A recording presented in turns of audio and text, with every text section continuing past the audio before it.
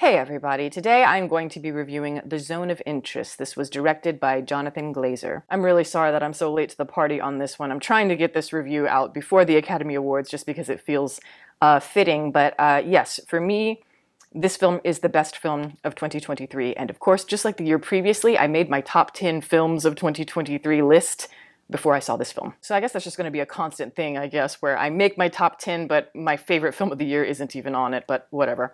The Zone of Interest is a film that I believe is about 10 years in the making, and it is based on a novel. And I think Glazer constantly was, struggling with whether or not he wanted to interpret this particular material just because of the level of seriousness of it on one hand, but I also think just the desire to interpret history in this way, in a very indirect way than what you're used to, I think presents a whole new set of challenges. Because this is essentially fly-on-the-wall filmmaking, where it's like your viewer is kind of hanging in on the private moments of the characters, waiting in corners, just observing very simple behavior that is slowly chiseling away at our understanding of these people as human beings. This is a film about a family in Germany. It's a husband and a wife and their 5 children. They live in this very idyllic house in Germany. They have this gorgeous garden that they've built, all the things that they could have wanted, all the things that this couple dreamed about when they were young. But oh yeah, the father happens to be Rudolf Höss, who was a Nazi officer, commander of the Auschwitz concentration camps in 1943. But what makes matters worse is that this idyllic family home with this gorgeous garden that they have, it's literally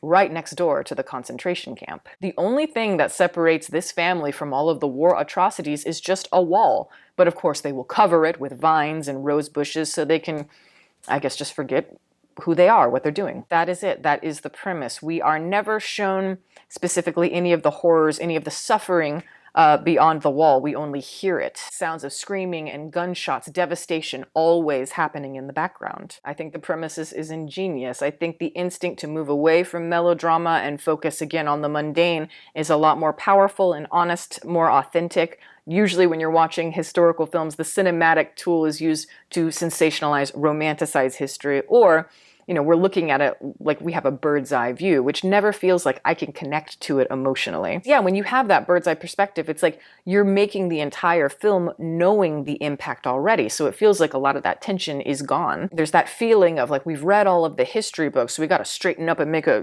respectable historical film in the Spielbergian sense. And I think your instinct, or at least a lot of people's instinct while watching the film might be, like, how can these people live like this? How can they just turn a blind eye to such horrible things? But to me, it felt very accurate, and that's why I bought into it from frame one. You'd love to think that the clarity between right and wrong is very distinguishable all the way through your life, but very rarely is it, especially as you become an adult. And people always want to look back on the past and think, well, I was on the right side of history. And you'd love to think that if you lived in Germany in 1943, that you would be protesting the Nazis and seeing them as evil, but no, you would join right along with them. And I don't think people realize just how much your environment and the era in which you were born in, it shapes who you are, your ideology. And I think this film is a perfect example of that. And the house next to the camp, to me, it's a perfect symbol of the mechanism of life where, it's like we would love to believe that everything is built on these emotional beats, emotional climaxes like we see in movies, like we hear in stories. But rather it seems to be built more on like intersecting, coincidental,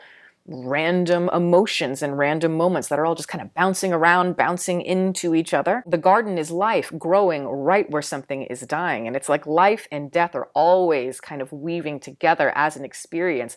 Quite often, I don't know where life ends and death begins. These are the things I think about all the time. Every moment that I'm breathing in, somebody else is drawing their last breath somewhere in the world. I crack an egg to make my breakfast. The moment I crack that egg, somebody is dying of starvation somewhere. The mechanism of life, the give and take, it is like this weird revolving door where there is contracting and releasing. And I think the more we get into the modern day, the more that our realities become so interchangeable. So it's like you have social media and you have all of this weird toxic stuff just mixing together. Even like if you're watching the news, you might see a story about some terrible war, but this moment is brought to you by Kellogg's cornflakes. And it's only in a world this absurd, I think, where life and death are so normalized without ever being truly acknowledged, is how so much can go unchecked. And yeah, even though I may not know why we're here, none of us know why we're here, somehow the structure of life and humanity, it somehow makes sense. There is a cohesion to it. I think you could see this type of filmmaking that's never really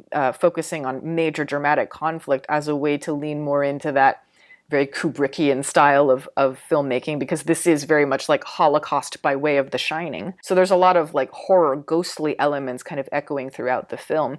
And I think some people might criticize the film, might see it as being empty or skeletal, where a lot of the symbolism is instead revealed in abstract jolts or through allegories that are not connected necessarily to our main characters.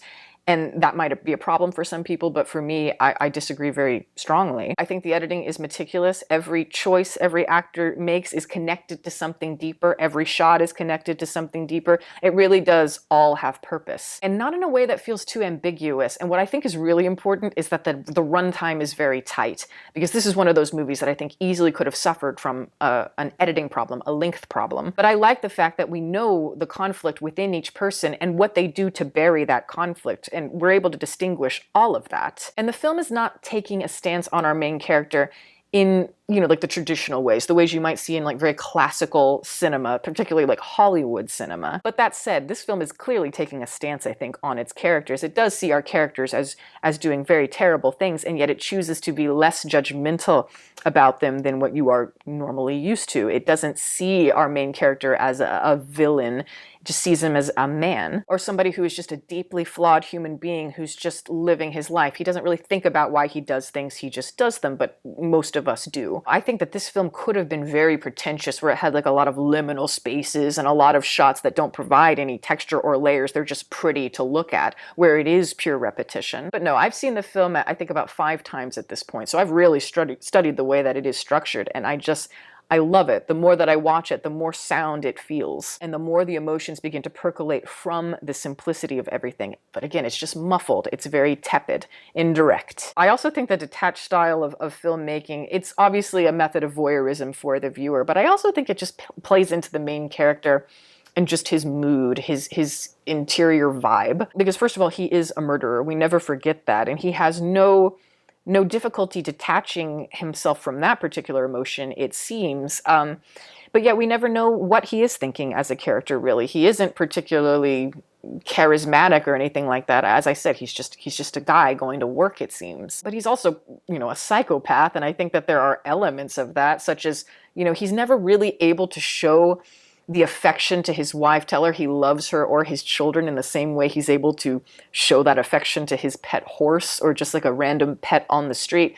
Stuff like that might be, psychopathic behavior traits, but also just the muted colors, the stilted nature of the camera, but also the bright reds that really pop. All of that is very, very eerie, but it just provides this perfect kind of schizoid feeling that filters the interior mind of our character. I do love the little eccentricities of behavior, like weird noises that like the kids make or something like that. But I think those behaviorisms kind of start to guide us into a weird area in the film, and I think the film chooses to kind of open up kind of the abstractions in that way, or through that. Because we do have these kind of breaks throughout the film. Sometimes it can be more surrealistic. I like more, though, the way that they show how narrative can affect us, the impact on it, especially in a movie where everything is so subverted. Because throughout the film, he's always reading Hansel and Gretel to his daughters at night in order to help them fall asleep. But during a lot of those fairy tale sections, there's also this separate story that is, breaking from the main narrative, and it's of a young girl who's sneaking out to get food, apples and such for the people in the camps. I actually really love that section. I think it's a key moment of hope and the proof that there is true kindness in human beings, and that I think there is more of an instinct towards kindness than we would like to believe in humans. But I think the key also to that is that kindness of that nature is just not enough. And I think the results of what she does there is revealed in a way that is just so bone-chilling. We are never placed in the immediacy of that central conflict. Instead, we only hear it from the child's window in his bedroom. It's just, it's haunting. But the whole idea of fairy tales in this movie and the connection with the young girl, it's a window into the innocence of a child and the way that their morals are being molded for the future through these stories. And yet the adult who is reading the story to them, it's like he cannot find the morals, within the tale for himself. And I think that's very typical. These stories should be a reminder of who you need to be, and it should be a reminder of your sins each day that we ignore due to the power that we have as adults. Rudolph clearly doesn't understand this, and he feels nothing. And even at the end of the film, when he finally has his big moment of success, where he's finally being rewarded for all of the things that he's done, he can't enjoy it because he is a man incapable of connection. And the whole time he is at this party, what is he thinking about? How he could gas the entire room, burn everyone alive in it. And that moment you realize it's like, yeah, political affiliation is very important to him. Business, career, all of that is very important to him. But the truth is, he just doesn't really care for humans at all. And I think a lot of movies where somebody is doing something that might have a major negative impact on things, they might have a personal revelation or something like that where they're like, wait a minute, I need to turn my life around. And I think we'd all love to believe that we have those beautiful light bulb moments, those revelations, but in truth, most of the time they do not happen. I think the most we can often hope for is maybe we have some anxiety, we think we're gonna throw up, we have a panic attack, maybe we have a crazy nightmare, maybe a flash into the future of our actions and that impact before we suddenly just straighten up and go on our merry way, as if it never happened. And even if our main character isn't actually acknowledging it truly at the end of the film, it's always simmering under the exterior, and it's going to build, and eventually he is going to have his comeuppance, because we all technically lose in the end when it comes to life. I think the ending of the film is extraordinary. At this point, the drugs have really kicked in for the experience, and we are fully submerged in what seems like a very kind of psychedelic moment with all these geometric, patterns in the hallways. And we jump forward in time where we get to see the Holocaust Museum in the modern day. But what I love about that is that you could see this of, yes, it's only a moral haunting that is meant to, scare our main character, Rudolph. But no, it does something else as well. It also just shows the detachment that we have in the modern day. Janitors sweeping up, vacuuming around the museum. It's mundane work, but somebody's got to do it. Everybody has a job. And you have to think that if you work there every single day, yeah, you do get desensitized. You forget where you are. You may forget while you're taking out the trash there that all of these images on the wall of millions of dead people. And it's all just normal. And it's not to say that these people are necessarily like hero or villain or anything like that. It's just they're serving a function. It's like that great line in the film Rules of the Game by Jean Renoir. The line is, everybody has their reasons, or something like that.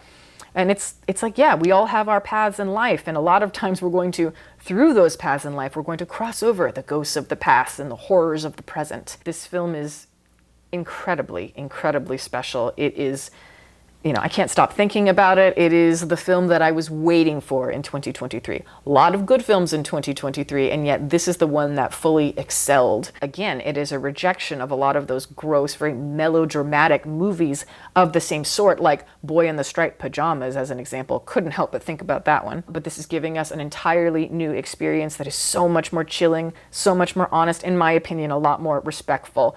I think that everybody needs to see this movie. The power of it is unwavering. And that is my review. Thank you guys so much for watching. I'm going to plug my website, as always. It is deepfocuslens.com. I'm an artist. I do commission portraits, and I also sell prints of my work. If that is something that you're interested in, you can always go to the website below. And if you have a question about a commission or a print, you can always email me. My email is in the description box below as well. Also, I'd like to give a shout out to my patrons who are fantastic. Guys, thank you so much for your support. If you are interested in supporting, the link for that is below, as well as the rest of my social media information. You can watch more videos here, and you can subscribe if you'd like. Catch you next time.